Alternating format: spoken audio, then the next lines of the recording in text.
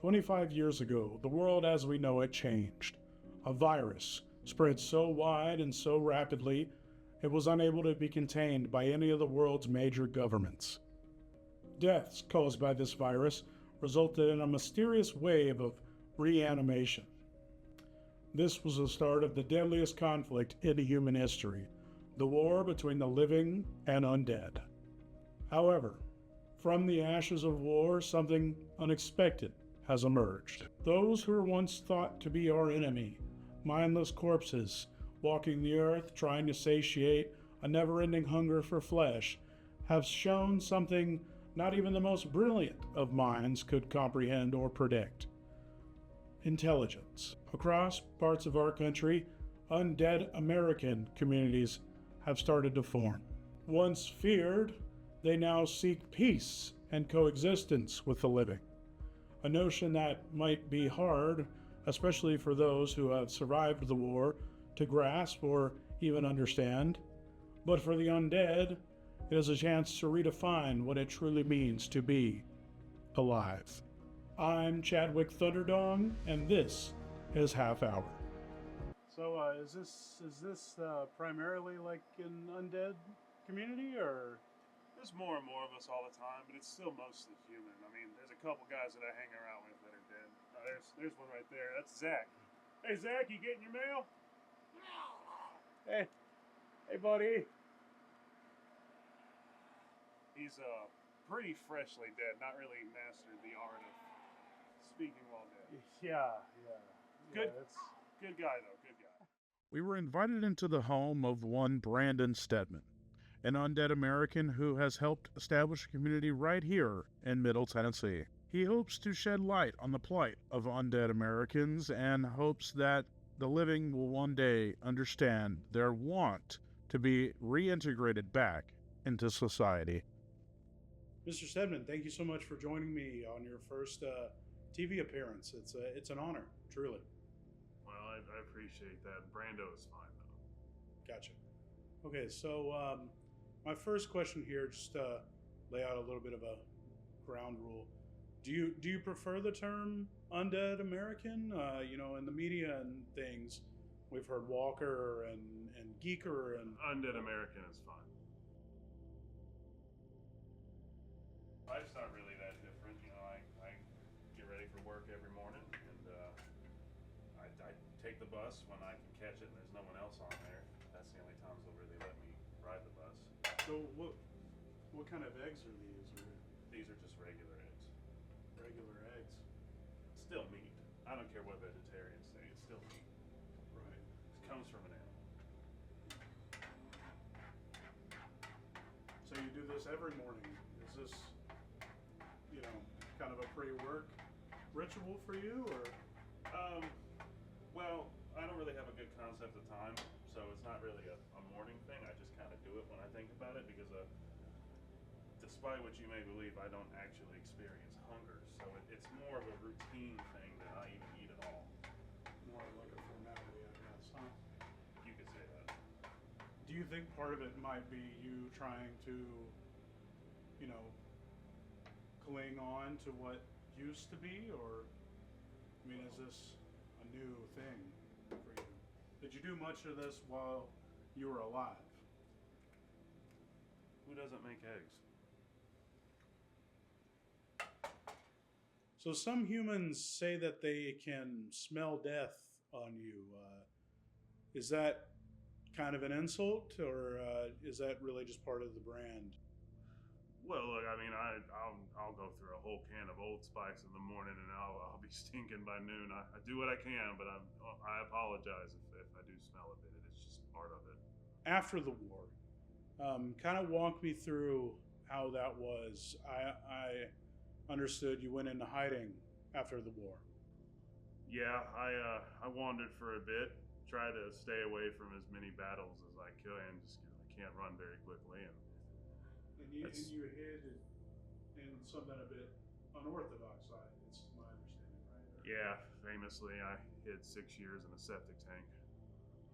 The Robinsons, correct? Yes, the Robinsons, my old neighbors, yes. But there are challenges too. I'm walking down the street, and a woman's walking with her kid and a piece of my face falls off. What do you do there, you know? So there's stereotypes, you know, they think we're out to get them, or they think that we'll eat their brains, or that we all come out of the graveyards at night. But honestly, I'm terrified of graveyards, so I don't ever go. So Hey, where do you hang out? Here. Just kind of a homebody, huh? Not really many third spaces for undead Americans. Most people don't want us eating with them. What's with your man back there with the face paint?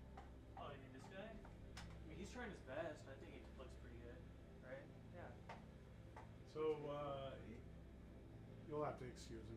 He's a big fan of, you know, Romero and Fulci and the like. Romero, you know. yeah, you like Romero? Yeah, I like Romero. Do you like? I can tell. Do you like what I did here? So Trying it's to a bit appease like ya? it's a bit like you're kind of like doing dead face. It's a bit racist, I think. You don't like it? I thought it You looks pretty wouldn't good. pass on the street. I think it looks pretty good. I think you're not giving enough credit. I just, you know, I did all this for you, and you're not really appreciating No one asked for it. it, bud. Yeah. Okay. So my next question has been a hot topic on the living news networks. Many of the most outspoken critics of these undead American communities and just reanimation in general, they say that reanimation is, quote, illegal immigration from the grave. How do you respond to that coming back, you know, without proper documentation? Well, when I came back, I still had my driver's license on me. You can say that it's illegal immigration from the grave, but I was never in a grave. To those critics, I would respond that even though I do not have the same social status as those who are living, I do work and pay taxes into a Social Security program that I will never benefit from because they did take away my Social Security benefits. You're welcome for that. So you still pay taxes. We all have our part to do. I think it's fair for me to pay taxes. I think that it's a small price to pay to be able to live in society. Let's kind of shift gears. I worked really hard on this, by the way. I don't think you appreciate what I've been, like, I'm just trying to connect I to think you. if you walk out the door like that, your ass is getting ate within 30 seconds, and not in a good way. I know So karate. I've got black orange belt. I ate a black belt, buddy. You ate a black belt? That's gross, dude. So I'm sure you're aware, Brando, about the study recently that's come out from the United States Department of Labor on corporations such as Amazon and Tesla about using undead American workers and how that's driving down wages of living Americans since part of the workforce doesn't need food or water or even restroom breaks. How do you respond to that? I would say that that particular study by the Bureau of Labor Statistics does not take into account that the only jobs we work are the menial ones that living Americans either can't work or don't want to. I would say to qualify for jobs like that, you have to get a visa program voucher from the CDC to show that you've not had any incidents in the past year. Incidents being Unfortunate incidents. You know, that whole thing where they're just all reaching through the windows, it's so stupid. We knew how to use doors. Just sometimes, you know, you don't always have the motor function. Tell me a little bit about the community that you and your kind have built here. Who's included? Who's excluded? Do you exclude the living? Are there families here, or? Well, this community was here before we came to it.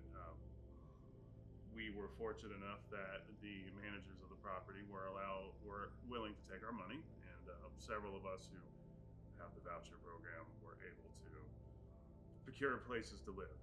As far as there being families and living here, they were here before we got here. We don't see much of them. They tend to stay away, which is understandable. And you yourself, did you have a family before reanimation? I did have a family before the war. They are unfortunately gone. And do you ever think about starting over and starting a new family? My dick doesn't work.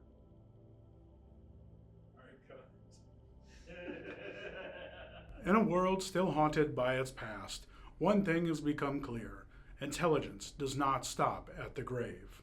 The undead are learning, adapting, and maybe, just maybe, even forgiving. Whether our society can return the favor is yet to be seen. For now, we can only hope that the living and once living can find some sort of common ground. For Half Hour, I'm Chadwick Thunderdome. Stay safe, stay smart, and if you get bit, maybe ask them just what they are hungry for. Good night. So, thank you so much, Mr. Stedman. It's been an honor, getting to come into your home and interview you kind of one-on-one here. Sorry again about. Nothing to apologize, Luke. Sorry about it. Yeah, Please excuse the that's good, clamminess. man. I appreciate you guys coming. It was good talking to you. All right. Just Thank admit. you, sir. Absolutely. Y'all guys be safe out there. Yeah, All I'm right. in. After you. I'll see you at the trailer, right? Yeah. Making sure. Yeah. Zach, no! Zach, no, film this, film this. Hey, see the makeup, I want you! Ah, he's biting me! He's biting me! Help!